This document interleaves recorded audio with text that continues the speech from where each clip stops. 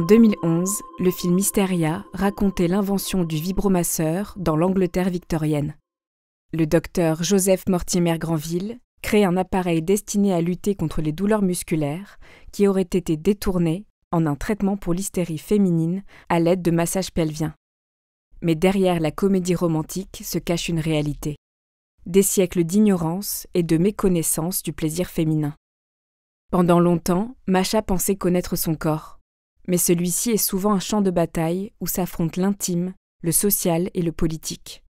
Et quand l'équilibre précaire de ces trois frontières s'effondre, il n'est pas rare de se découvrir de nouveaux horizons. Vous écoutez Transfert.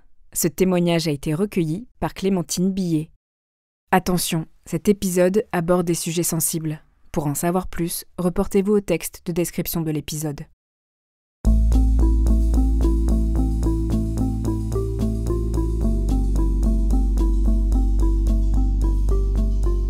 À l'été 2011, j'ai 18 ans, je viens de passer mon bac et on part avec toute notre bande de copains fêter ça ensemble au bord du lac d'Annecy. Dans cette bande, il y en a un que je connais pas, qui est un ami des autres, et au fil des soirées qu'on passe cette semaine-là, s'opère un petit rapprochement donc avec ce garçon qui me plaît bien, mais bon, je sais qu'il est en couple, donc je mets pas trop d'attente sur ce qui se passera, mais finalement, à la fin d'une soirée un peu éméchée, comme on peut en faire à 18 ans quand on fête son bac, au bout d'un moment, à force de se baigner les uns les autres dans le noir et de s'amuser et de faire un peu n'importe quoi, je me retrouve proche de ce garçon-là, assez loin des autres, et je me dis que c'est peut-être le moment justement de tenter quelque chose. J'ai l'impression que lui n'est pas contre ce rapprochement. On s'embrasse et je me dis que c'est peut-être justement l'occasion de passer l'étape de la première fois, même si c'est pas les conditions les plus romantiques. On se retrouve à faire l'amour. C'est pas incroyable, mais voilà, on se retrouve là tous les deux dans le noir. On entend nos amis qui rigolent au loin. Et puis ça dure, je pense, quelque chose comme 5 minutes. La pénétration, c'est la première fois, mais en même temps, c'est pas une totale découverte non plus. Je sais un peu ce dont il s'agit. J'ai vu dans des magazines, dans le fond du grenier. Je l'ai vu sur Internet, dans des vidéos. On en a parlé dans les cours de récré. Donc, même si c'est la première fois que ça se passe vraiment, je m'attendais un petit peu à ce qui s'est passé. Et voilà, puis en fait, on s'est pas tellement reparlé avec ce garçon, puisqu'il était en couple et il assumait pas trop finalement ce qui s'était passé. Mais moi, j'avais fait ce que j'avais à faire et c'était très bien comme ça. Et moi, dans ma tête, je me dis, c'est fait, c'est bon. Ma première fois, c'est coché. On va pouvoir passer à l'étape suivante et s'amuser maintenant en tant que jeune fille libérée de cette épreuve de la première fois. Maintenant, je me dis que c'est bon, là, ça y est. Avant ça, je savais que le clitoris existait, mais j'avais essayé quand je m'étais masturbée de faire quelque chose, mais en fait, j'avais l'impression que ça me faisait rien, que c'était pas mon truc. Dans la suite de mon histoire sexuelle, je m'amuse à faire une petite liste de tous les garçons avec qui je couche. Je m'amuse à leur donner à chacun un petit mot-clé qui me rappelle quelque chose de spécifique, qui correspond vraiment à l'histoire que j'ai eue avec eux. Le premier, évidemment, c'est le lac. Et puis, il y en aura d'autres que j'associe, par exemple, au cocktail que j'ai bu juste avant de coucher avec eux et qui m'ont laissé un souvenir un peu amer. Donc, je m'amuse, je couche avec plusieurs mecs. J'en ai pas 10 000 non plus, mais en tout cas, je me filtre pas, je m'amuse bien, je vais voir un peu partout. J'avance comme ça dans mon histoire sexuelle, on va dire. En 2016, je décide de partir le plus loin possible de la France. Je pointe sur une carte et je vois que ça tombe sur la Nouvelle-Zélande. Donc, je me trouve un petit PVT, un permis vacances-travail, pour partir 1 an là-bas. Et je pars vraiment dans le cliché des nanas qui partent à 23 ans, sac au dos, et je me retrouve dans une vie assez idyllique à ce moment-là. Je vais bosser pieds nus parce que c'est comme ça qu'on vit là-bas. Et le week-end, on va à la plage avec les copains, on fait du surf. Enfin, vraiment, c'est la vie de rêve à cet âge-là, l'insouciance totale. Et ouais, je m'éclate bien pendant plusieurs mois. Et puis un soir, je me retrouve avec 2 copines que je m'étais faites déjà depuis quelque temps, 2 Françaises. Et on va voir un film en plein air. Et puis on rencontre à côté de nous des petits gars d'Argentine, je crois, avec qui on commence un peu à papoter et qui nous disent: «Ah, venez à la fin du film, on va dans un bar et en plus, je crois qu'il y a un Français dans le lot, il y a une pendaison de crémaillère». Donc on part avec les filles dans ce bar. Puis effectivement, il y a ce type français là, qui arrive avec son grand plateau de shot, bandana dans les cheveux bouclés, mi-longs, super grand, beau gosse de ouf, j'adore, un bagou, incroyable je me marre quand même un peu parce que, il me dit qu'il s'appelle Jacques, moi c'est le prénom de mon grand-père donc bon je me dis: «Oh, c'est quand même, un peu chelou, à cet âge-là de s'appeler Jacques». Mais bon, je me formalise pas et puis bon, il continue, dans la discussion, puis il me dit qu'il fait une thèse en maths. Alors évidemment, moi, je suis connue pour être, vraiment une quiche en mathématiques, donc quand il me dit qu'il s'appelle Jacques et qu'il est mathématicien, bon, je me dis que c'est on va tenter l'aventure, mais on va voir ce qui se passe, mais je suis pas sûre que bon, je me dis: «Ça commence quand même bizarrement cette histoire», mais bon, finalement, on y va à fond, il vient à la maison et puis, on couche ensemble et ça se passe bien, c'est pas incroyable non plus. C'est un peu comme, la thèse de maths et le prénom, quoi. Je suis intriguée par cette rencontre et je sens qu'il y a un truc qui se passe, mais il y a quand même des trucs chelous aussi en même temps, donc mais bon, pareil, je me formalise pas, j'ai quand même envie de rester dans ses bras, on dort ensemble et tout est hyper fluide, je me pose zéro question, j'ai l'impression qu'on est vraiment du même bois. On se retrouve dans les toilettes, on fait pipi l'un devant l'autre, il y a aucun tabou. J'adore ça parce que moi, je suis vraiment sans filtre et j'ai l'impression que lui aussi. Tout paraît hyper simple et hyper naturel, on parle de tout, je me rends compte qu'il est hyper, curieux. Il est intelligent évidemment puisqu'il fait une thèse en maths, mais en plus il est drôle et il a une curiosité, qui n'a aucune limite, donc on parle vraiment de tout et de n'importe quoi. Et la nuit se passe comme ça, le matin, de la même manière, on se réveille, on va super loin dans nos conversations. On se partage des réflexions, que j'aurais pas partagées avec d'autres, parce qu'ils auraient trouvé ça chelou. Mais lui, en fait, il est hyper connecté avec ce que je dis et ça se passe super bien et quand on se dit au revoir, je le prends dans mes bras et je me dis: «La vache, ce gars, je vais l'aimer longtemps», je le sens et puis il part. Mais je sais qu'on va se revoir et je récupère mon téléphone et je dis à mes copines, je leur dis que j'ai rencontré l'amour de ma vie, je le raconte à tout le monde, à ma famille qui est restée en France, à mes meilleures copines qui sont en France. Je le crie sur les toits à tout le monde que j'ai rencontré l'homme de ma vie. J'ai aucun problème à m'avancer sur ce point-là, j'en suis sûre, c'est lui, c'est comme si on s'était retrouvés 2 âmes, hyper semblables. Bon, lui, au fil des jours, je me rends compte que, même si on se revoit, assez facilement et qu'il met pas trop de freins pour qu'on se revoie, j'ai l'impression qu'il attend pas tout à fait la même chose et que c'est peut-être moins évident pour lui. Enfin, en tout cas, il a l'air de vouloir s'amuser et passer du temps avec moi, ça, c'est sûr. Mais peut-être que lui, il va pas jusqu'au mariage dans sa tête. Moi, je suis clairement déjà la bague au doigt. Je le sais, je le sens. Tout paraît simple. On part ensemble, en van, comme j'avais fait, les autres week-ends, on part tous les 2. C'est le feu, quoi. C'est génial, on s'amuse pendant tout le week-end, on parle de tout, on est là tous les 2 pieds nus, on s'arrête n'importe où, on se réveille, devant la mer, devant le lever de soleil, c'est le pied, quoi. Il se passe 6 mois comme ça où on continue de se voir tout le temps. On se considère, presque copains ou pourquoi pas copains, copain-copine. Enfin, on se trouve des petits noms comme ça pour pas trop se formaliser non plus sur la relation. Mais bon, le fait est qu'on est quand même tout le temps ensemble et qu'on dort déjà quasiment tous les soirs ensemble. Et puis les semaines passent et puis finalement, bah, il faut rentrer. En tout cas, lui, c'est prévu, donc il rentre à un moment donné. Et puis moi, je devais pas rentrer tout de suite, mais je crois que j'ai pas tellement envie de rester en Nouvelle-Zélande sans lui, ça m'amuse pas.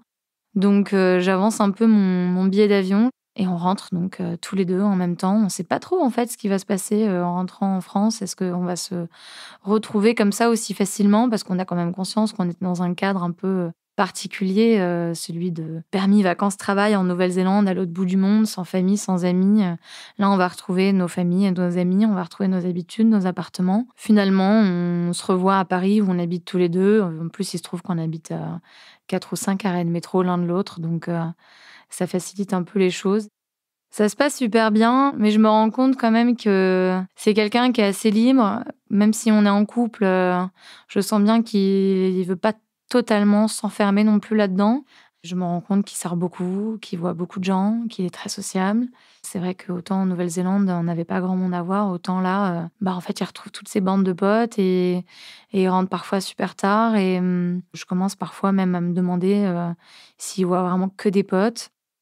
Il rentre super tard, un soir et puis, le lendemain matin, je lui demande où est-ce qu'il était jusqu'à 6 heures du mat. Il me dit qu'il était dans un bar, je regarde, le bar, je vois qu'il ferme à 3 heures du matin donc Je suis quand même un peu perplexe. Je profite d'un moment où il part prendre sa douche pour regarder dans son téléphone. Je suis pas fière, mais bon, en même temps, je me dis comme ça, je saurais. Et effectivement, j'ai les boules parce que je me rends compte qu'il m'a menti. Il m'a dit qu'il était juste avec son meilleur ami et en fait, il était aussi avec une nana. Et ça me fend le cœur sur le moment parce qu'il m'a menti surtout. Je lui dis que je sais.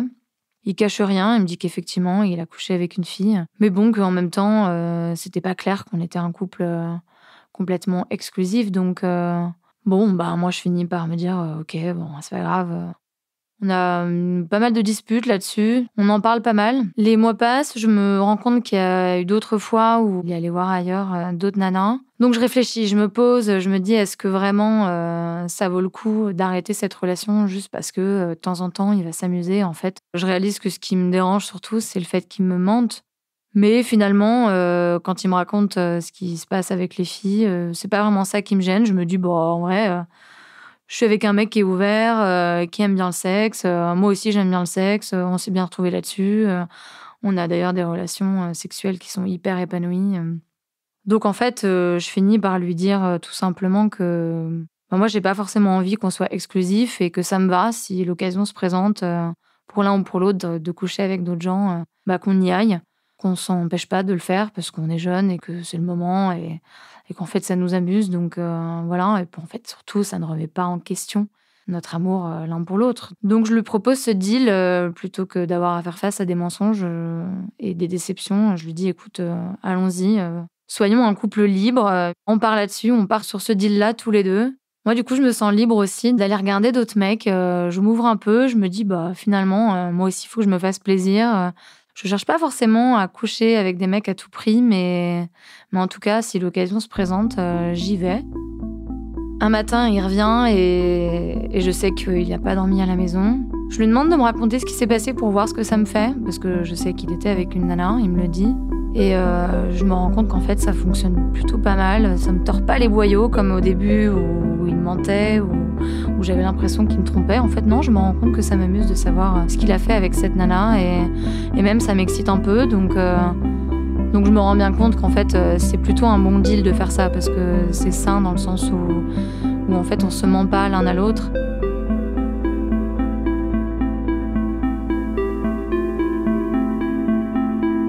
En 2021, on est tous les deux dans mon studio. On est en février. Et en me couchant, je sens qu'il y a un petit truc différent dans mon sein, comme une petite lourdeur. Alors, je palpe pour vérifier. Et effectivement, à force de palper, je sens une petite boule à côté de l'aréole. Et sur le moment, évidemment, je panique complètement, comme n'importe quelle personne l'aurait fait. Et je me dis, ça y est, c'est sûr, c'est un cancer. J'en parle à Jacques, qui reste très calme et qui me dit, écoute, prends rendez-vous avec ta gynéco, comme ça tu seras rassurée. Je vais directement, effectivement, voir ma gynéco, qui s'inquiète pas plus que ça. Elle me dit qu'à cet âge-là, à 27 ans, c'est sûrement un adénofibrome, donc c'est une espèce de kyste graisseux, en fait, qu'on peut avoir dans les seins, et c'est complètement bénin. Elle me fait quand même passer une échographie pour s'en assurer. L'échographe me dit que c'est effectivement un adénofibrome. Il me propose quand même de reprendre rendez-vous 3 mois plus tard pour voir s'il y a une évolution, s'il a bougé ou pas. Je reste quand même un peu bloquée sur cette boule. Je la touche régulièrement, je la sens bien. Elle est vraiment très présente dans mon sein. Et puis arrive le mois d'avril, donc 3 mois après. Donc je refais l'échographie. Et puis là, assez vite, en fait, il me demande de passer dans la salle d'à côté et de faire une mammographie cette fois. Il me dit rien de plus. Et puis à la fin de la mammographie, en revanche, il me dit que peut-être ça serait pas mal de faire une IRM. Le médecin qui s'occupe de me faire l'IRM, il est plutôt assez radical. En fait, il me dit que c'est assez peu probable que ça ne soit pas un cancer, que ça a vraiment tout l'air d'en être un. Et il a l'air désolé en me disant ça, mais en tout cas, il est assez clair, il faut que je m'y attende, que ça sera confirmé uniquement avec une biopsie que je fais dans la foulée. Je dois attendre quelques jours d'avoir les résultats. Je suis évidemment dans un état pas possible et je sais en fait que cette biopsie va donner des résultats qui seront ceux d'un cancer. C'est pour moi une évidence, donc je préviens toute la terre entière que j'ai un cancer. J'ai aucun espoir que ce soit autre chose. Je le sens, je le sais et le médecin m'y a préparé. Donc je sais qu'il faut que j'attende à peu près 2 semaines pour avoir les résultats. 2 semaines après, je suis chez mes parents, à la campagne, dans le jardin. J'ai besoin de calme, donc je me suis mise au vert. Je reçois un mail de ma gynéco qui me demande, de prendre rendez-vous pour la semaine prochaine. Bon, à ce moment-là, je me dis: «OK, c'est bon, j'ai compris, si elle me demande de prendre rendez-vous pour discuter, c'est a priori, pas pour prendre de mes nouvelles». Donc je lui demande de m'envoyer les résultats, de me dire, en fait, j'ai pas envie d'attendre lundi, on est mercredi à ce moment-là, elle peut pas me recevoir avant parce qu'elle est au bloc. J'appelle la secrétaire qui me dit que, les résultats sont cryptés et qu'elle peut pas me les donner. J'appelle le labo, où ils ont eu les résultats pour leur demander à qui ils les ont envoyés et ils m'envoient, la liste de, toutes les personnes qui ont reçu les résultats, qui sont mon médecin traitant, la gynéco et celui qui m'a fait, la biopsie donc et qui m'avait fait aussi l'IRM. Je lui envoie un mail pour lui demander, de me donner les résultats, assez clairement, en fait. Je lui dis que je sais très bien que c'est un cancer, mais que j'ai juste besoin que quelqu'un me le dise parce que ça me tue, en fait, de pas savoir, de pas avoir des résultats, clairs et nets, de pas pouvoir avancer, sur le sujet et il me dit: «Bien sûr, appelez-moi», donc j'y vais, je me lance, ça dure, 3 secondes et demie. Il me dit: «Effectivement, c'est un cancer, à un stade, un petit peu avancé, mais pas trop, un petit peu agressif, mais pas trop. C'est une espèce de demi-cancer, ni trop grave, mais quand même pas non plus, pas grave. Parce qu'il m'explique qu'en fait, à mon âge, bah, c'est forcément un peu plus embêtant que quand on est plus âgé, parce que ça va plus vite. C'est un cancer hormonodépendant, donc il se nourrit d'hormones. Ça peut aller vite, donc il faut pas tarder et il m'explique, rapidement que maintenant, ça va être un peu le tunnel et que je vais avoir plein de rendez-vous et que les traitements vont commencer rapidement. Et voilà, on finit, sur cette conversation. Donc là, je lâche tout, dans mon jardin, je me mets à pleurer, je retrouve, Jacques pour lui confirmer ce qu'on savait déjà.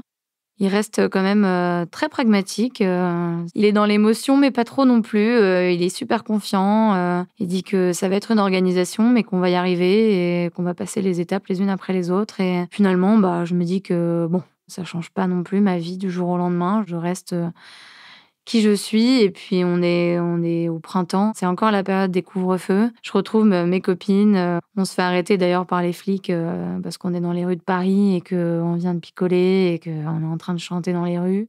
Je leur explique, je leur dis: «Écoutez, je suis désolée, mais on vient de m'annoncer que j'ai un cancer, en fait, j'ai trop besoin de voir mes copines et j'ai trop besoin de faire la fête donc s'il vous plaît, me donnez pas d'amende». Le flic est super mal sur le moment et il me dit: «J'espère que tu racontes n'importe quoi, et si c'est vrai, bah, bon courage et amusez-vous bien» et il me laisse en fait, repartir. Donc j'ai la carte cancer qui me permet de faire ce que je veux, de m'éclater comme je veux et sur le moment, je me dis: «C'est une aventure, qui commence». Bon, j'aurais peut-être préféré me marier plutôt que d'avoir un cancer, mais je suis hyper confiante sur le fait que j'en sortirai vivante, donc je suis hyper curieuse de tout ce qui va se passer. On décide, avec Jacques de s'installer ensemble parce que, moi, il est hors de question que je fasse des allers-retours entre nos 2 appartements, je me dis, «Si je dois, vomir après mes chimios, je veux que ça soit chez nous».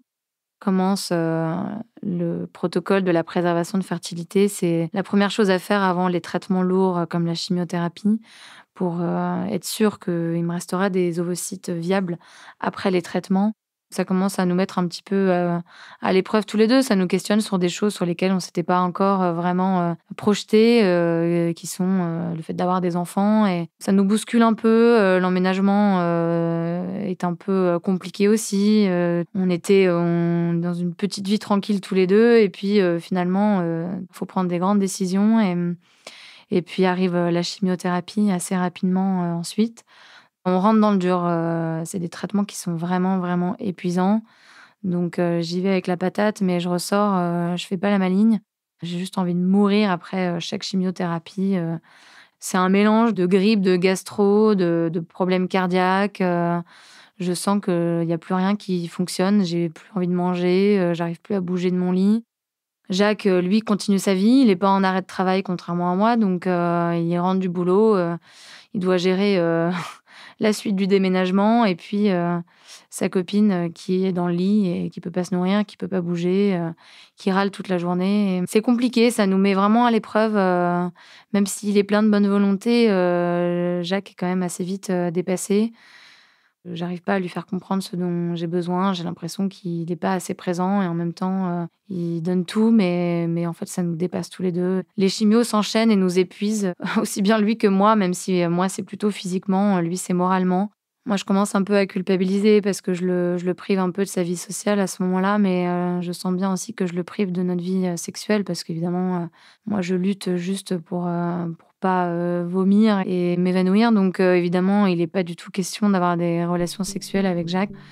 J'en ai pas envie, j'en ai pas la force et le peu de fois où ça se produit, en fait, ça se passe mal, il y a des sécheresses, vaginales qui apparaissent au fur et à mesure, avec les traitements. Je suis épuisée et à chaque fois qu'on essaie de faire l'amour, en fait, ça se passe mal.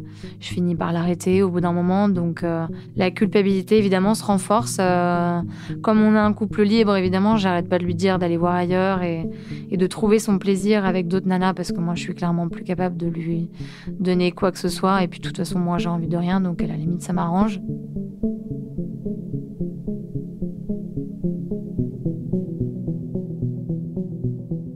On s'installe comme ça dans une non-sexualité pendant plusieurs mois. L'été se passe, on arrive à la fin des chimios, je commence à reprendre un petit peu de la force et puis on a passé l'été avec mes copines. On papote pas mal par message et puis dans nos conversations, il y a souvent cette histoire de womanizer dont tout le monde parle, que les filles ont essayé, qu'elles adorent, qui apparemment est un sextoy révolutionnaire qui fonctionne par aspiration du clitoris ou stimulation du clitoris. Bon, moi, quand on me parle de clitoris, en fait, de toute façon, ça me parle pas trop. Je sais que c'est pas une zone qui m'intéresse, donc je passe un peu outre cette conversation. Je rebondis pas et puis en fait, je suis chez moi toute la journée, je fais rien, je suis toujours en fin de traitement, donc je m'intéresse quand même un peu. Je regarde sur internet ce dont il s'agit et je me dis dans le fond, j'ai que ça à faire, allez, je le commande, on verra bien ce qui se passe. Ça se trouve, ça me fera quelque chose et au pire, ça me fera rien et voilà. Je le reçois dans cette petite boîte, anonymisée, qui a l'air d'être une boîte à chaussures. Je suis chez moi toute seule pendant que Jacques est au boulot. Je regarde un peu le mode d'emploi, je comprends pas trop comment ça fonctionne, j'essaye et puis, comme je m'y attendais, ça me fait strictement rien. Je le dis aux filles, je leur envoie un texto pour leur dire que je suis dégoûtée parce qu'elles avaient l'air de trouver ça incroyable, mais bon, ça finit au fond de mon placard et j'en reparle plus pendant plusieurs jours. Jacques, en cherchant un truc dans ce placard, tombe là-dessus, me demande ce que c'est et je lui dis: «Bon, c'est un truc que j'ai acheté, les filles me l'avaient conseillé, apparemment c'est un sextoy pour les clitoris, mais en vrai, moi ça m'a rien fait du tout». Il est quand même un peu étonné et puis, il s'amuse et il me dit: «Attends, moi je vais essayer, ça a l'air marrant, allez on essaye». On se retrouve à faire l'amour tous les 2. Il allume, le womanizer et il me le met là, sur le clitoris. Mais je me fous de lui, je lui dis: «Mais Jacques, c'est pas du tout là le clitoris, qu'est-ce que tu fais? C'est en bas». Et il me regarde, il me dit: «Mais tu es sérieuse Macha, c'est là le clitoris?» Je commence à me marrer, je me dis: «Ça y est, encore un mec qui veut m'expliquer où est le clitoris d'une nana». Non mais franchement, ils sont quand même graves et comme d'hab, on part en embrouille, on regarde sur Google, et en fait, je découvre, à 28 ans, que, effectivement, le clitoris, c'est bien là où Jacques, me l'a montré. Je me sens naze. Je comprends pas trop, en fait, comment j'ai pu passer à côté de cette information pendant 28 ans. En fait, j'ai une espèce de bride, comme un bout de peau. Ça doit être, une anomalie physiologique que j'ai et que quelques femmes ont apparemment. Moi, je pense que c'est ça. À ce moment-là, je m'en étais tenue à ça, toute ma vie. Donc on se remet au boulot avec Jacques, hein, il me met, le womanizer, au bon endroit. Ça me met dans un état, ça me chatouille, ça me stimule une zone que j'ai jamais, stimulée jusque-là, donc je suis un peu en panique. Mais je me dis: «Il y a un truc à faire quand même, c'est rigolo ce qui se passe», donc j'ai pas très envie d'aller plus loin, mais je suis hyper curieuse de ce qui vient de se passer et ça reste quand même, dans un coin de ma tête, pendant quelque temps. Je retente, plusieurs fois, l'expérience, puisque je suis toujours chez moi en arrêt, donc j'en profite et puis, en fait, au bout d'un moment, je ressens, mon premier orgasme que je me donne moi-même. Donc là, c'est quand même un sentiment assez incroyable. J'ai comme l'impression de devenir, autonome, de ce point de vue-là, d'un point de vue sexuel. Ça y est, je me dis: «J'ai plus besoin de mec, je peux me donner un orgasme toute seule». Je trouve quand même hallucinant de découvrir ça si tard, je me demande vraiment ce qui s'est passé ces 15 dernières années de ma vie sexuelle, où je suis passée complètement à côté et pourtant je me refais l'histoire et je sais que j'ai joui à d'autres moments, plein d'autres moments et que c'était pas du fake donc je me demande un peu ce que c'était. Bon, je finis par me dire que ça devait être d'autres formes d'orgasme Mais là, c'est quand même différent. C'est quand même vachement plus sympa. Et puis surtout, je peux me le donner toute seule. J'arrive au bout d'un moment à m'en donner plusieurs à la suite et je deviens complètement accro à ce truc. Je l'utilise parfois plusieurs jours d'affilée, voire plusieurs fois dans la journée. Et petit à petit, ça me redonne confiance en mes capacités physiques, ça me redonne la pêche, ça me reconnecte complètement avec ce corps qui faisait que me faire du mal depuis plusieurs mois, qui me faisait souffrir. À la fin des chimios, je sais qu'il reste plus que quelques semaines avant de passer à l'étape suivante qui est la mastectomie. Je sais pas trop, à quoi m'attendre, je suis un peu flippée, d'un côté et puis en même temps je me dis qu'après je serai débarrassée de ce cancer. Donc je pars, à l'hôpital, on est le 3 octobre. Je pars au bloc et je me réveille, quelques heures après. Assez curieuse de voir, ce que ça donne, j'ai l'impression que c'est pas mal, j'ai toujours la forme d'un sein, en tout cas je suis pas à plat, c'était un peu ma crainte et comme mon chirurgien me l'avait promis, j'ai toujours un sein. C'est juste que, il y a une prothèse en dessous, donc c'est tout dur, c'est un peu bizarre, mais j'arrive quand même à me raisonner en me disant que c'est toujours mieux qu'un cancer et que maintenant, je suis tranquille. Ça a effectivement une forme de sein, mais c'est quand même pas de la tarte parce que c'est plein de bleu, ça saigne. Il y a des redons qui sont, implantés à l'intérieur de mon corps, il y en a 2. C'est un tuyau en fait qui sert à évacuer le surplus de lymphe et de sang, qui peut survenir après l'opération. Donc c'est cousu sur ma peau, et puis j'ai des espèces de petits boîtiers qui pendent, sous ma poitrine. Je dois faire attention à pas m'accrocher, quelque part, avec ça, sinon ça arrache tout. C'est quand même pas marrant, c'est très douloureux. C'est des jours qui sont pas évidents et puis, je me rends compte en plus que il y a un truc un peu bizarre qui se passe, au niveau de mon aréole, et de mon mamelon, qui a une couleur, de plus en plus noire. J'ai pas l'impression que ce soit tout à fait normal. Mais bon, j'y connais rien, hein, c'est ma première mastectomie, donc je sais pas si je dois m'inquiéter. Je prends des photos et puis je finis par les envoyer à l'assistante de mon chirurgien qui me dit, qu'effectivement, en fait, il a l'impression que c'est en train de se nécroser. Donc il me rappelle au bloc, 1 semaine après la mastectomie, donc j'y retourne. J'y vais en me disant juste qu'il va me refaire quelque chose de propre et de joli, mais en fait, c'est là que ça devient un petit peu moche, quoi, parce qu'en fait, il m'enlève, effectivement toute cette partie-là du sein, l'aréole, le mamelon.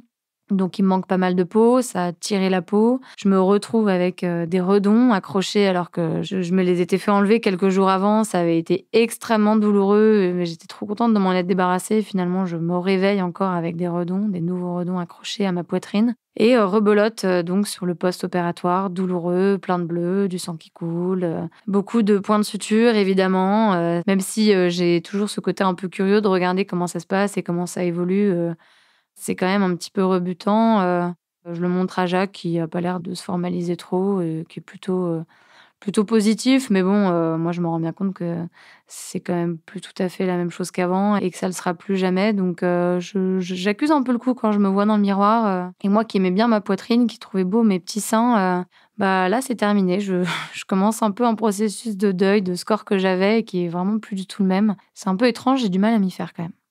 Comme j'ai perdu pas mal de peau, puisqu'ils ont enlevé le téton, en fait, ils sont obligés de mettre, ce qu'on appelle un expandeur, à la place de la prothèse. Donc c'est comme une prothèse, mais qu'on doit gonfler au fur et à mesure pour que les tissus se détendent. Donc je me retrouve avec cette espèce de truc qu'on doit gonfler toutes les semaines, chez le chirurgien. Et puis, je me retrouve, là à commencer, la radiothérapie. Donc tous les jours, je vais à l'hôpital pour, recevoir ma dose de rayons. Il se trouve que ça abîme complètement les tissus de mon sein, qui se figent totalement.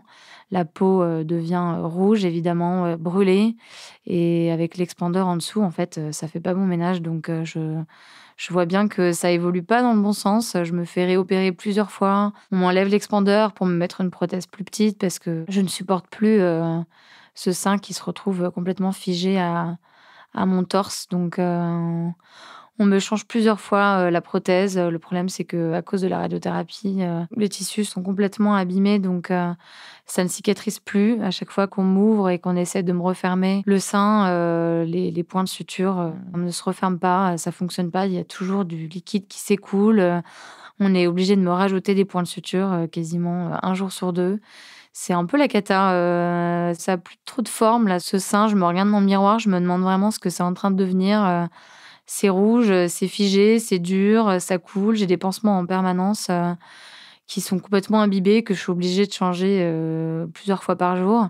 De plus en plus, en fait, vis-à-vis de Jacques, je me sens mal. Je me dis: «Le pauvre». Je lui avais promis un beau corps de jeune femme et en fait, j'ai l'impression de l'avoir un petit peu, arnaqué sur la marchandise.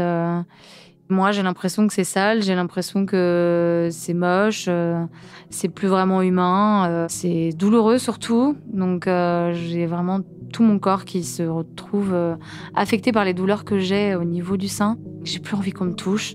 Dans le lit, j'ai du mal à avoir Jacques à côté de moi parce que j'ai toujours peur qu'il me donne un coup, j'ai toujours peur qu'il s'accroche à mes redons, j'ai plus envie qu'il soit près de moi, en fait et je me sens, vraiment de plus en plus mal par rapport à ça.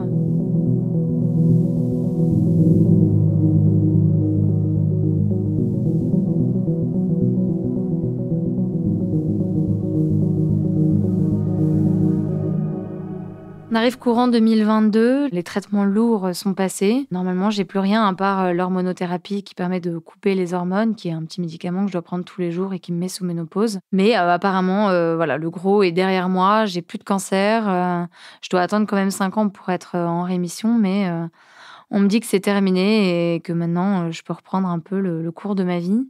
Et en fait, c'est à ce moment-là que je déprime complètement. Jusque-là, j'étais restée, vraiment dans le qui-vive, dans le feu de l'action, en enchaînant tous les traitements et en restant le plus positif possible et avec le plus de vie possible. Puis, en fait, arrive ce moment où, bah, tout le monde vous lâche, du jour au lendemain quasiment. Vous avez plus de rendez-vous avec les médecins. En fait, je me retrouve un peu seule et puis, tous les gens autour de moi me disent, enfin, ils sont contents. Ils me disent que c'est terminé, bravo, on est content que ça soit fini, on est content que tu puisses passer à autre chose et nous aussi, on a eu peur mais maintenant c'est bon, tu es tirée d'affaire. Et en fait, je comprends pas trop ce qu'ils me disent parce que, je vois pas trop en quoi, je suis tirée d'affaire. Déjà, j'en sais rien. Je peux peut-être faire une récidive et puis ensuite, je suis complètement abîmée, j'ai plus du tout le corps que j'avais avant. Je suis fatiguée, j'ai l'impression de m'être pris, 10 ans dans la tronche, d'un coup. Je me rends compte que je vivrai peut-être pas jusqu'à 100 ans parce qu'avec un cancer, a priori, la probabilité, de vivre vieux, bon, ça m'énuise un peu même si, en fait, j'en sais rien. Peut-être que si, mais, moi qui avais toujours cru que je vivrais un peu éternellement, parce que j'avais 28 ans et qu'on se dit tous ça, je pense, à cet âge-là, en fait, je réalise que non. Mais peut-être que même, je mourrai dans 5 ans, d'une récidive de mon cancer du sein et que j'aurai pas d'enfant et que j'aurai pas le temps de me marier et je me retrouve un peu paumée, Si je dois mourir demain d'une récidive, en fait, qu'est-ce que j'ai envie de faire de ma vie? Dans quoi j'ai envie de me lancer professionnellement? Est-ce que j'ai envie de rester avec Jacques, qui a été super, mais bon, on s'énerve beaucoup tous les 2. On a encore du mal à se retrouver, on a du mal à se comprendre, on n'est plus sur la même longueur d'onde, on s'aime, je le sais, je le sens toujours, mais, c'est différent et je sens que lui, il a été un peu, éprouvé par tout ce qui s'est passé et il l'est encore et je perds confiance en moi et sexuellement, on s'est toujours pas retrouvés. J'arrive pas à reprendre vraiment, confiance en mon corps, j'arrive pas à retrouver du plaisir, dans mon corps et à avoir envie, sexuellement de quoi que ce soit, J'ai l'impression que j'ai plus rien à lui offrir si ce n'est un corps, abîmé et un corps de vieille dame, brûlée par la radiothérapie et plein de cicatrices partout. Et puis moi, vis-à-vis de moi, en fait, je sais plus très bien où j'en suis non plus, comme je suis complètement déprimée, je prends des somnifères assez régulièrement puisque ça me permet le soir quand je rentre chez moi de couper court un peu à la journée et il se trouve que j'ai vraiment du mal à dormir à chaque fois que je m'endors, j'ai l'impression que je meurs un petit peu et j'ai ce sein qui me fait mal, qui me tiraille, j'ai l'impression d'avoir un corps étranger, sur mon torse, la radiothérapie a définitivement figé la prothèse et ça m'a fait des cordes lymphatiques, sous le bras, ça monte jusque dans ma main. C'est un peu comme des cordes de guitare, qui courent tout le long du bras et qui sont en fait, liées au circuit lymphatique, quand, ça fonctionne pas très bien. Ça fait que j'ai plus vraiment d'amplitude avec le bras, j'ai mal tout le temps, j'ai mal au niveau du sein, j'ai mal au niveau du bras. Normalement, moi, c'est la dernière prothèse que j'ai, c'est la prothèse définitive, mais j'arrive pas à me faire à cette idée, et je pète un câble, en fait, avec cette prothèse. Un soir, je prends des somnifères comme d'habitude et en fait, je me supporte plus, je finis par me frapper le torse, j'ai envie d'arracher cette prothèse, je pourrais me l'arracher avec les mains tellement je suis en colère, vraiment, je sors complètement de mon corps, je hurle et Jacques est pas là à ce moment-là. Je suis toute seule chez moi et au bout d'un moment, je me dis: «C'est pas possible en fait, je vais prendre un couteau et je vais me découper ce sein que je ne peux plus supporter». Je me dis que je préférerais être à plat en fait, plutôt que d'avoir, cette espèce de monstre sur le torse qui me fait tellement souffrir et qui me gâche la vie et qui me rappelle tous les jours que j'ai un corps différent et abîmé. Quand j'ai l'image du couteau qui me traverse, là, je me dis: «Waouh, il faut que je fasse quelque chose» parce que je pense qu'au fond de moi, je me rends bien compte que le couteau ne va pas juste, découper mon sein et et que ça va bien se passer. Donc j'envoie rapidement un message sur, ma conversation, de mon groupe de meilleures copines et je leur dis, les choses, assez cash. Je leur dis: «Les filles, là, je suis sur le point de me prendre un couteau dans le tiroir pour m'arracher cette prothèse, je suis toute seule, Jacques est pas là, venez m'aider, quoi». Elles débarquent, l'une d'elles en tout cas, m'appelle tout de suite au téléphone et reste en ligne avec moi. Et puis une autre arrive en 5 minutes top chrono en vélo. Et on est là toutes les trois. Elle me calme et puis progressivement, en fait, je finis par m'endormir dans les bras de mon amie. Et c'est tellement intense, en fait, ce qui vient de se passer que je prends la décision de ne pas en parler à Jacques parce que je sais même pas par quel bout prendre le truc. Et je me dis, je vais le faire complètement paniquer. Il est souvent en déplacement professionnel et ça reste entre mes amis et moi. Je me suis pas découpé le sein, mais par contre, voilà, je me suis dit que là, c'était un peu la goutte d'eau qui avait fait déborder le vase et qu'il faut que je fasse quelque chose. Donc je discute avec, mon chirurgien et on convient, tous les 2 d'un nouveau, protocole de reconstruction qui s'appelle le lipofilling, qui est, une forme de reconstruction qui consiste en fait à prendre du gras, là où on en a, dans les cuisses ou dans les bras ou dans le ventre et à l'injecter, dans le sein. Ça permet, un rendu un petit peu plus, naturel, mais que je peux pas commencer tout de suite parce qu'il faut que j'attende 3 ans après la fin des traitements lourds. Donc je dois rester, avec ma prothèse encore, tout l'été. Mais déjà, je sais qu'il y aura un après, je sais que je vais bientôt être débarrassée. C'est l'été où les choses, se simplifient un peu et ça commence à se passer un petit peu mieux avec Jacques. Et puis moi, je me projette aussi, de plus en plus, dans l'avenir. Je trouve, un travail à ce moment-là. Je suis trop contente de enfin reprendre une vie normale, et avant de commencer mon nouveau boulot, en septembre, j'ai envie de faire quelque chose que j'ai jamais fait, qui est de partir, 1 semaine, faire de la planche à voile au Glénan.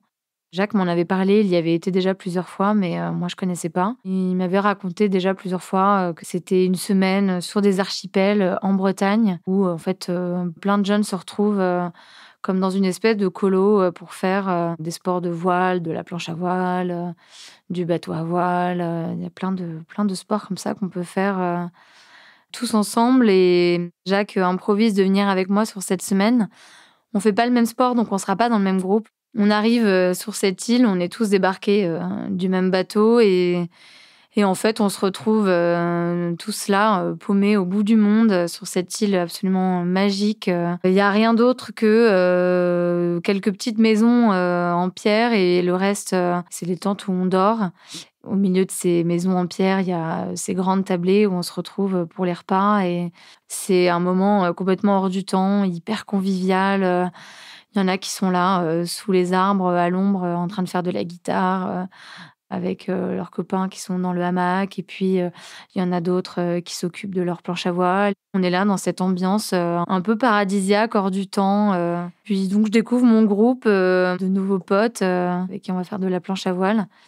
Dans ce groupe de copains, il y a Anna et Hélène. Anna, particulièrement, m'intrigue, j'apprends assez vite qu'elle est là, parce qu'elle s'est fait larguer, alors qu'elle était en couple depuis plus de 10 ans. Donc elle est évidemment, très grave et complètement déprimée, mais en fait, elle a un humour noir qui me branche bien, elle m'amuse, elle est très dark, mais je m'entends bien avec elle et Hélène aussi. On discute beaucoup toutes les 3 et à force de discuter, je me rends compte, j'apprends en tout cas que Anna, a eu une tumeur, au cerveau. Ce qui fait en fait qu'elle a une paralysie, partielle du visage. Je m'en étais même pas rendu compte. Je lui dis d'ailleurs, et c'est un compliment que je lui fais apparemment parce qu'elle est vraiment traumatisée par l'apparence qu'elle a maintenant à cause de cette paralysie.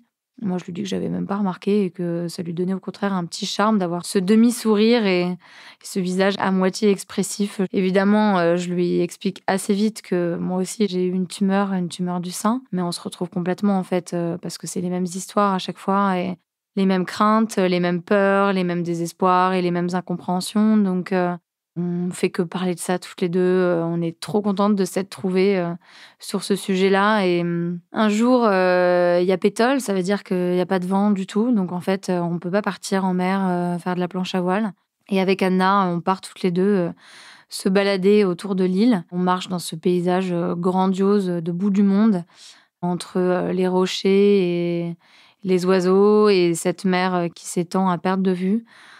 On marche toutes les 2, on parle au début de choses et d'autres et puis en fait assez vite, on en revient à ces sujets de nos cancers, respectifs, de sa séparation, de l'amour.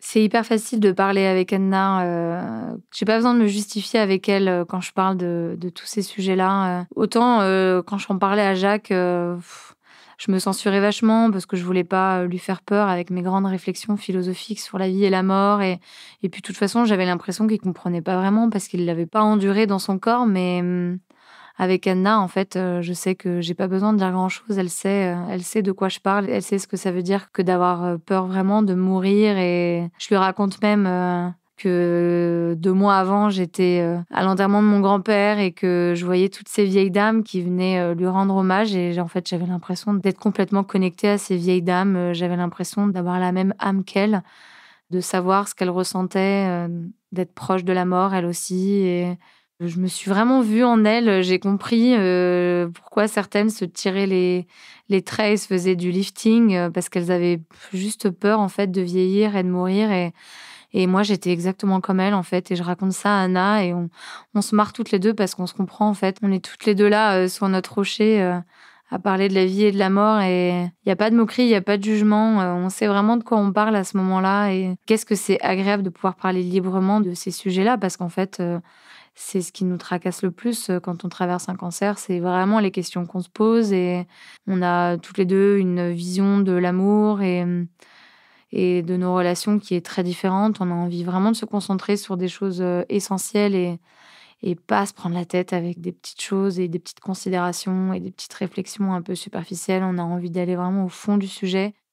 À partir de ce moment-là, il y a quand même forcément une intimité qui s'installe entre nous 2. C'est beaucoup plus simple pour nous de se parler, moi, je lui montre même, mon sein, mes cicatrices, elle fait la même chose, on n'a plus vraiment de tabou, en fait, l'une vis-à-vis de l'autre et je cherche pas forcément, à me rapprocher d'elle, d'une autre manière, mais c'est vrai que, bah, si j'y réfléchis, je la trouve jolie et elle est physiquement, un peu le genre de nana qui me plaît bien, en fait, elle est assez menue, brune, donc je la regarde et elle me regarde aussi.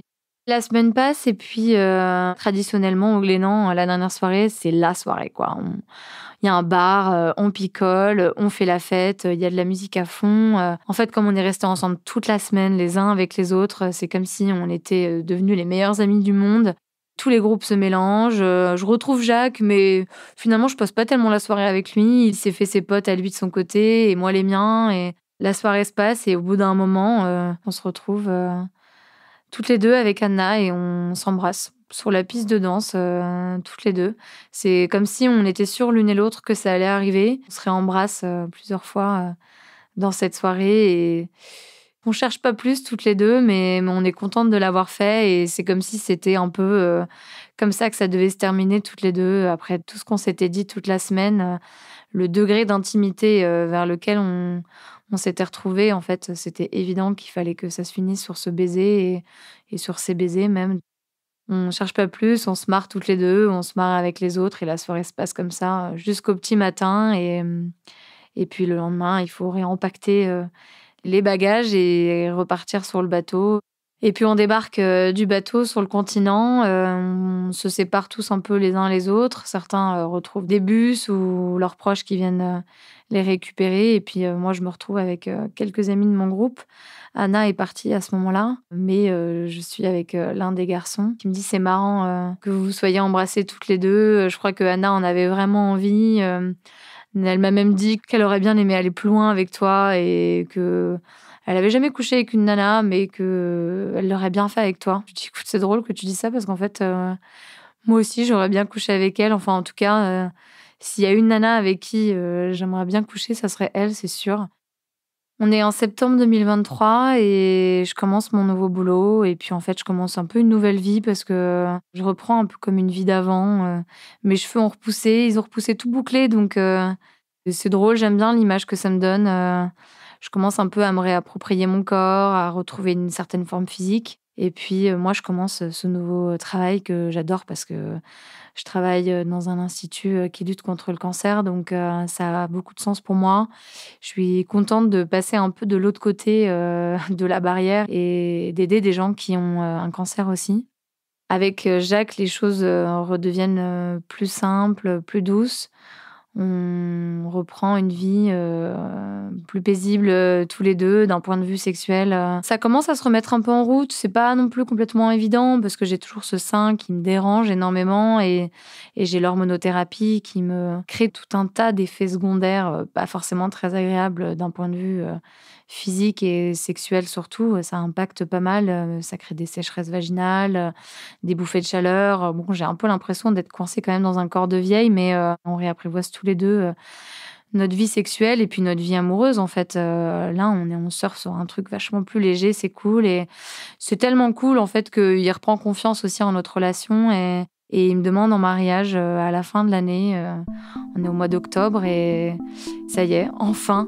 Je le savais depuis tout ce temps, mais mais quand même, je suis hyper émue et tellement heureuse qu'on ait réussi à dépasser, tout ce qui s'est passé et à surmonter le cancer tous les 2. Je me sens prête, à dire oui et à passer ma vie avec lui. On a l'impression qu'on a passé le plus dur et que maintenant ça sera forcément plus facile et plus doux.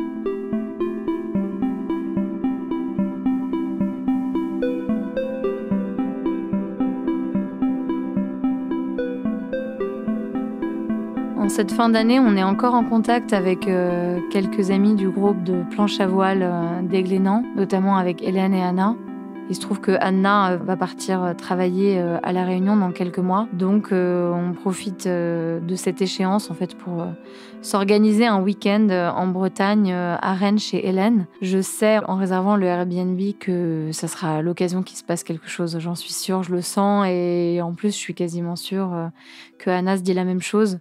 On se retrouve à Rennes, toutes les 3, trop contentes. Je leur annonce que je vais me marier, elles sont super contentes pour moi, et puis on passe la soirée à se marrer. On se retrouve vraiment comme au Glénan, c'est comme si on s'était connus, toute notre vie.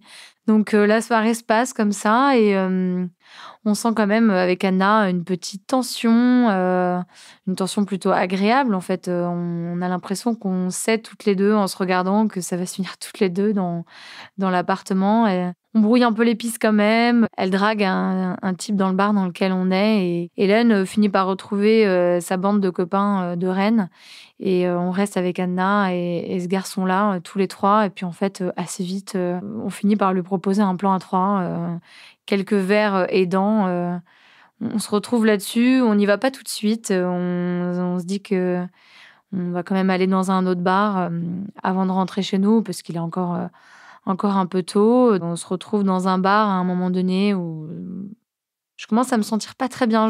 J'arrête de boire de l'alcool. On se dit avec Anna et le garçon qu'on va peut-être commencer à se diriger vers l'appartement. On arrive, dans le Airbnb tous les 3 et les choses, commencent assez vite en fait. Anna et ce garçon se retrouvent, tous les 2 dans le canapé. Ils se déshabillent et ils commencent à faire l'amour. Moi, je suis un peu au milieu de ça et en fait, je me sens de moins en moins capable donc je me dis qu'il faut que j'aille me poser dans ma chambre, pour me reposer un peu et peut-être même dormir. Donc je me mets dans le lit et j'ai la tête qui tourne, je suis tellement mal que j'appelle Anna, comme elle est médecin, je me dis qu'elle va pouvoir m'aider. Je suis un peu dégoûtée de les couper dans leur élan mais en même temps là, je m'inquiète un peu quand même donc Anna appelle assez vite, les secours, mais en fait, les secours viendront pas. Je comprends pas trop pourquoi, ils viennent pas à ce moment-là et Anna non plus, donc on attend, on attend. À force d'attendre, je me sens un peu mieux. Je comprends pas trop l'état dans lequel je suis, j'ai jamais été dans cet état avant donc en fait, je suis juste en train de commencer à me dire que j'ai été très probablement droguée par, ce gars qui m'a fait danser dans le bar, qui avait l'air de sortir de nulle part. Effectivement, j'ai laissé mon verre sur une table donc en fait, j'ai sûrement été droguée. Progressivement, je m'endors un peu et puis je me réveille, dans le petit matin, quelques heures après. Anna et et le type sont encore en train de faire l'amour ou alors ils ont repris. Je me prends en main en fait, hein, je me dis: «Merde, là, c'est vraiment l'occasion là, faut pas que je laisse passer ça, je commence à me sentir un peu mieux, on avait dit qu'on faisait un plan à 3, l'occasion se représentera pas. Allez, Macha, allez, reprends-toi et vas-y là, donne tout, je me lève, je prends mon courage à 2 mains et en fait, je les retrouve dans la chambre, le garçon et Anna, en fait, m'accueillent bras ouverts, il y a pas un mot qui est échangé, ils ont compris, ce que je suis venue faire dans la chambre. Anna me laisse, la place avec le garçon et on fait l'amour tous les 2. Je vais quand même au bout avec lui, mais en fait, tout ce que j'attends, c'est de retrouver Anna et le type d'ailleurs, je pense, le sent, assez vite et il se met sur le côté, je retrouve donc les bras de Anna et on s'embrasse, comme si on avait toujours voulu, s'embrasser et on se prend dans les bras et puis on se retrouve, donc à faire l'amour, toutes les 2. C'est assez incroyable, c'est comme si on avait toujours fait l'amour avec des femmes toutes les 2.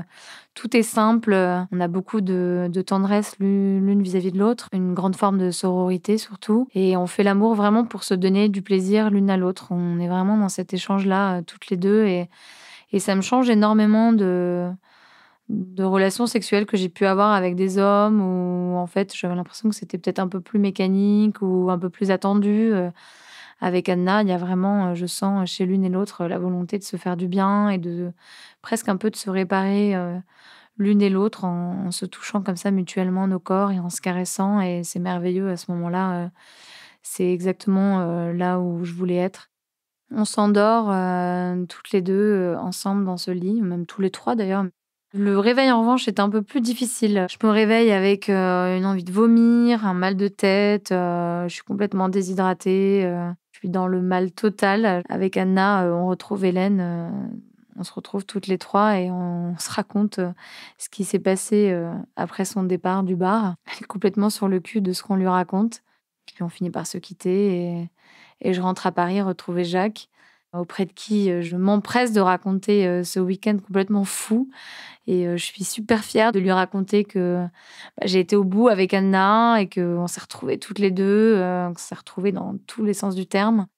On n'en reparle pas particulièrement, avec Anna, toutes les 2. On reste en contact et on tient à le rester, mais pour autant, on n'évoque, pas plus ce sujet. On sait que de toute façon, ça mènera à rien et que c'est pas du tout le but. On est chacune, dans des histoires, de notre côté, moi fiancée avec Jacques et puis, elle avec des garçons qu'elle continue de rencontrer et puis elle va partir à La Réunion donc voilà, on sait qu'on n'aura pas forcément, trop d'occasions de se revoir, mais pour autant, moi, cette petite brèche qui s'est ouverte de, la sexualité avec une femme, ne se referme pas. Je me pose la question de savoir si je suis vraiment attirée par les filles et si je me cache quelque chose. En fait, j'en viens assez vite à la conclusion que ça me plaît, en fait, d'ouvrir un peu mon spectre, de sexualité, vers d'autres choses que juste, les hommes. Je m'inscris sur une appli de rencontre, qui branche des nanas ensemble. Je papote un peu avec deux trois nanas, mais en fait, ça n'aboutit jamais. Je pense que j'ai envie que l'occasion se représente, peut-être de manière plus naturelle que sur, une application de rencontre.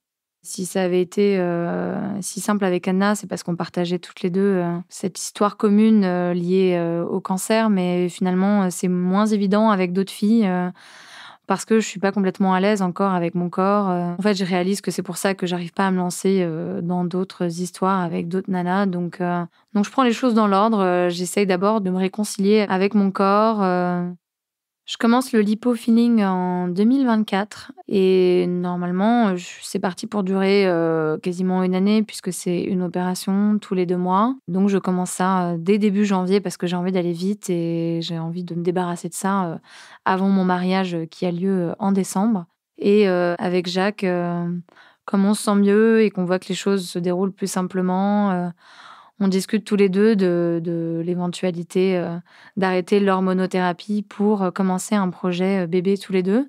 Je dois en fait, arrêter l'hormonothérapie 9 mois avant pour permettre à mon corps de vraiment se nettoyer de ce produit qui est incompatible avec une grossesse en fait et j'arrête au mois de mai, 2024, j'arrête l'hormonothérapie. Je retrouve, enfin mon corps de jeune femme que j'avais, normal, même si, je sais que c'est un temps limité puisqu'il faut que je reprenne, l'hormonothérapie après le projet grossesse, puisque je suis censée prendre ce traitement pendant 5 ans en tout et pour tout. Donc j'ai le droit d'avoir une pause pour faire des bébés, mais il faut que ça fasse 5 ans quand même mis bout à bout. L'année 2024 continue d'avancer dans les préparatifs du mariage jusqu'en décembre où on se marie tous les deux sous la neige.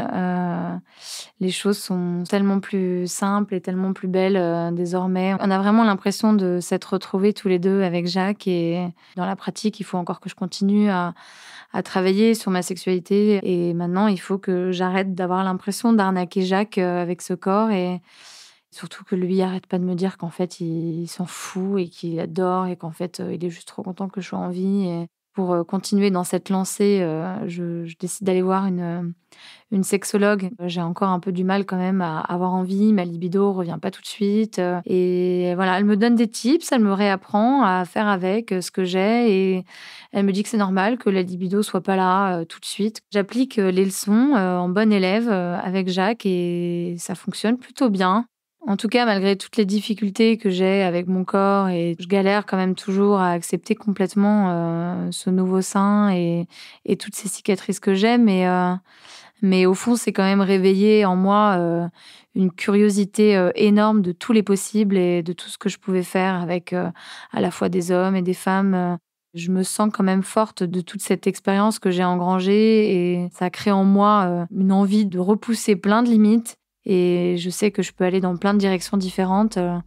Je choisis pour commencer la direction de ce projet bébé avec Jacques parce que c'est vraiment ce qui nous tient le plus à cœur maintenant. Et je sais que d'autres occasions se présenteront plus tard avec lui, d'essayer d'autres choses ou avec d'autres gens. Et ça me donne un espoir fou. Je me reprojette complètement dans l'avenir grâce à toutes ces idées et toutes ces envies. Et enfin, je me sens vivante.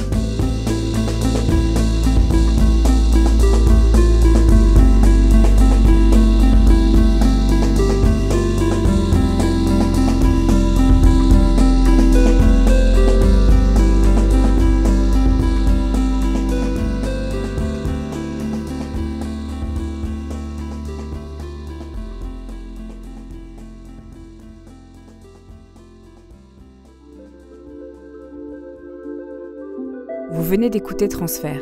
Ce témoignage a été recueilli par Clémentine Billet. Transfert est produit par Slate Podcast.